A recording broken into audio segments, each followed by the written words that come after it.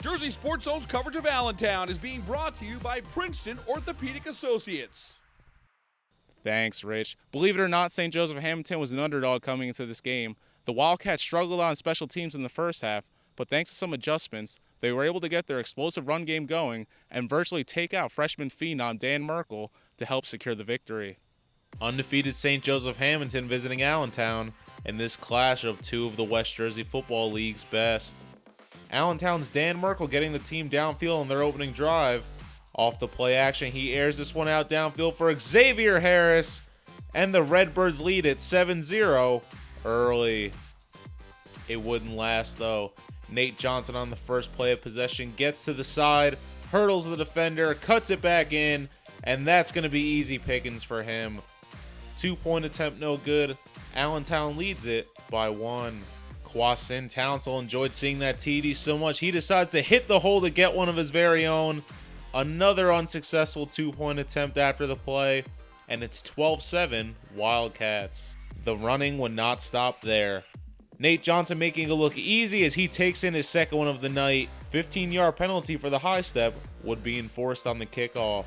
St. Joe's still looking for their first extra point of the game, but Joe Baldino makes sure it's not on his watch. Allentown trying to get their offense going on the next touch. And Rashawn Emery from a few yards out punches it in, and the Redbirds trail by just 5 with 8 to go in the first half. Did we say trail? Well, Jaquil Brown heard different. Powerball, no thanks, pick 6, all the way to the crib, and just like that, Allentown leads it by 1. Variety is the spice of life, and the Wildcats wasted no time putting Jada Byers under center. Look at the sophomore go. With ease, he puts St. Joe's back in the lead at 26-19. Wildcats decide to keep Byers under center in the second half, and they won't regret it. How can you catch what you cannot see? Another huge touchdown, and you can start to feel the momentum shift. Next possession, Jada Byers drops back, but he's going to hit the outside and tell him what he's won. An all-expenses-paid trip for 6. He turned this one into a track meet.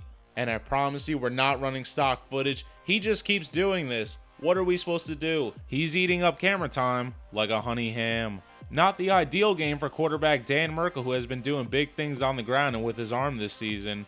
Redbirds were able to punch it in for another score, but it would be Kwasin Townsell who would get the last word. Changes his run direction. Some retro Marcus Allen right there. And he's going to join the multi-touchdown club. They have jackets. I've seen them. And that wraps up another huge win for St. Joseph Hammonton. 58-26 is your final.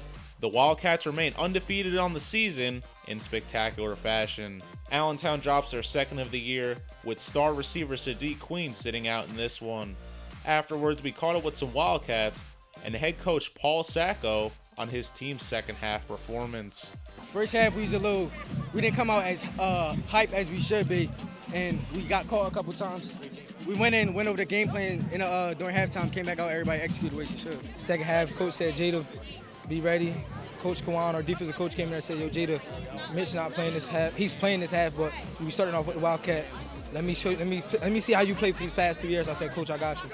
I did it personally with my team. I gave them out all. I gave them out all today. I went 100% on every play, every snap. I tried to get them. When heads were going down, I tried to pick them up, and that's what I always do for my teammates. I love my boys. I didn't holler and scream. I think them days for me are over. I've been doing this so many years. I said, listen, this is their home field. They have a great program. Coach Graver and his coaches do an outstanding job with these kids. And you know what?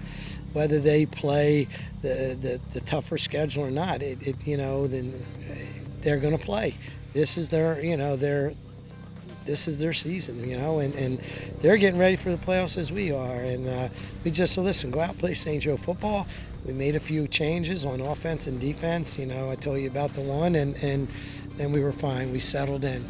St. Joe's will take on Cedar Creek next. For Jersey Sports Zone, I'm Nary Rodriguez.